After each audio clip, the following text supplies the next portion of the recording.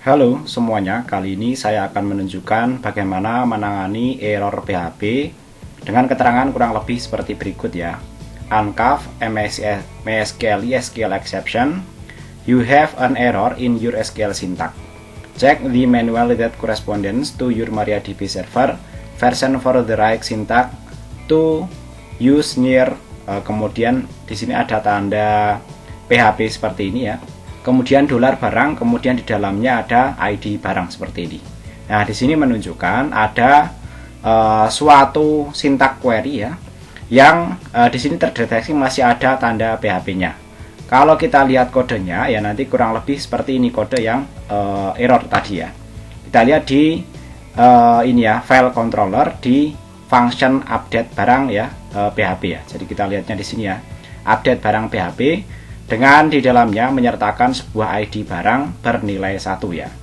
Nah, di sini kode programnya kalau kita lihat ya, kalau kita telusuri dari pesan errornya ya, terkait dengan dolar barang kemudian ID barang ya. Jadi kalau kita periksa di sini kode programnya ya, yang lainnya ya, penunjukan isian ya dari sebuah query ya, update barang set nama diisi sekian, jumlah kemudian sekian, harga sekian yang ditangkap dari pos ya dengan ini ya disimpan dalam variabel-variabel ini ya. Nah, kalau kita perhatikan di sini ya, pada variabel-variabel yang lainnya dikurung menggunakan tanda petik tunggal. Sementara yang ID barang ini tidak dikurung menggunakan petik tunggal. Oleh karena itu di sini kita perlu memberikan tanda petik tunggal seperti ini ya di dalam petik ganda sebuah query.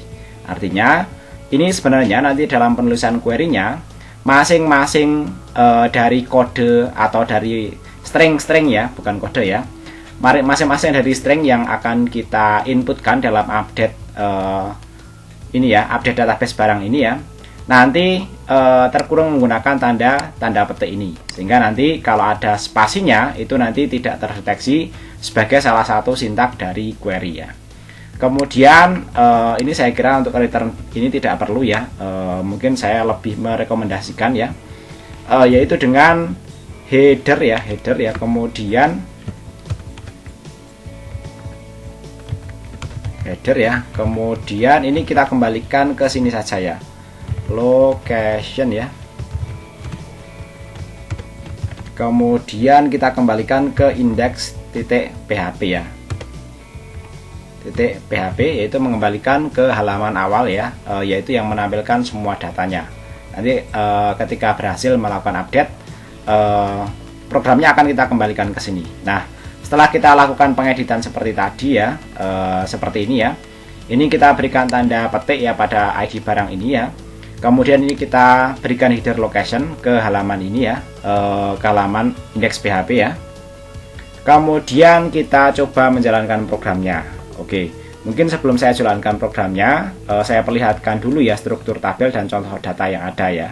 Jadi nanti struktur tabelnya kita punya tabel barang di sini ya, dengan struktur kurang lebih seperti ini ya, tidak saya jelaskan lebih rinci ya. Kemudian contoh datanya yang sebelumnya seperti ini ya, misalnya di sini ada data keyboard ya, kalau kita perhatikan dengan harganya 100.000. Kali ini kita akan melakukan perubahan ya, yaitu menjadi 200.000.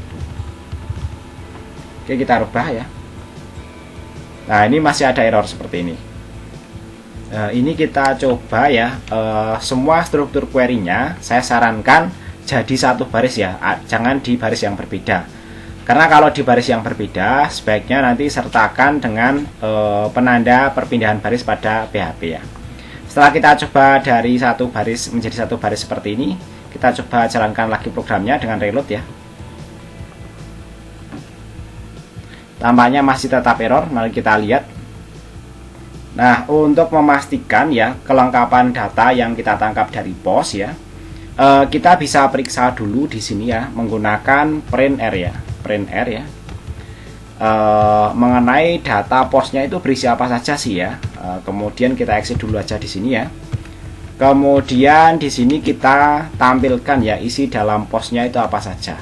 Nah, setelah kita tampilkan seperti itu, kita lihat di sini ya, hasil dari posnya itu sebenarnya mengirimkan data apa saja.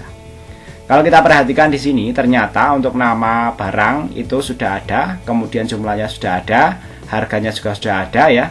Kemudian ubahnya ini kosong. Padahal yang digunakan di sini ya, salah satu data array postnya adalah ID barang. Dan di sini terlihat ID barang ini kosong ya. Sehingga nanti di sini query-nya yang dijalankan oleh PHP ketika mengisi ID, nanti ID-nya di sini akan berisi kosong. Sehingga nanti ini terkesan ID sama dengan tidak ada apa-apa di sini.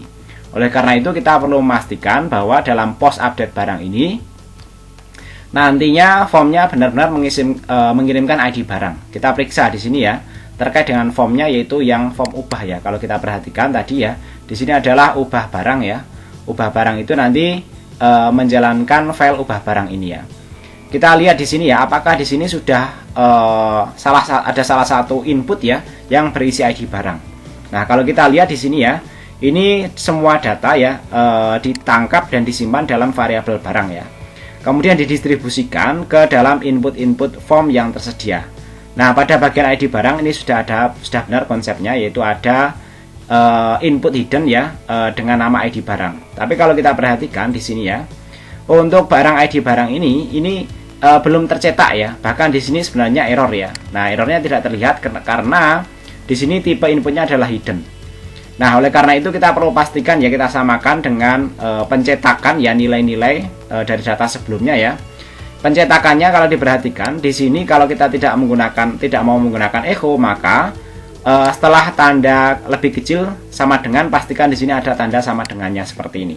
Nah, seperti itu, sehingga nanti kita bisa memastikan bahwa data yang terkirim dalam post nanti ada ID barangnya. Kita cek ulang di sini ya, kita reload ya. ID barang diambil di sini, kemudian nanti disimpan dalam sebuah input hidden di sini ya. Kemudian ketika dikirimkan menggunakan klik ubah, pastikan bahwa ID barang itu nanti sudah terkirim dan ada di sini. Sehingga nanti variabel ID barang ya bisa kita ambil di dalam variabel post ID barang ini, dan nanti kita pakai untuk query ID barang sama dengan ID barang seperti ini. Nah, kita buktikan yaitu dengan menjadikan print R dan exit ini kita tutup ya. Kemudian ini kita coba reload ulang sehingga nanti program di bawahnya akan dieksekusi. Nah, kita reload ya. Nah, ini sudah berhasil ya. Tadi contohnya keyboard itu harganya 200.000, jumlahnya 10 ya. Tadi sudah berhasil dirubah. Nah, kita coba lagi di sini perubahannya. Misalnya jumlahnya menjadi 12 ya, dan harganya misalnya menjadi 50.000 ya. Setelah itu kita coba cek di sini. Nah, ini sudah berhasil berubah dan ini juga sudah berhasil berubah. Jadi di sini ditemukan dua kesalahan. Yang pertama, kesalahan pada pengiriman input hidden ID barang ini ya. Dan juga pada query-nya, pastikan bahwa string-string ya yang akan mengisi atau akan menjadi syarat dalam sebuah query update ya, itu pastikan dikurung menggunakan tanda petik tunggal seperti ini kalau kita menyusun query-nya menggunakan tanda kurung petik ganda seperti ini. Demikian, mudah-mudahan dipahami dan bermanfaat.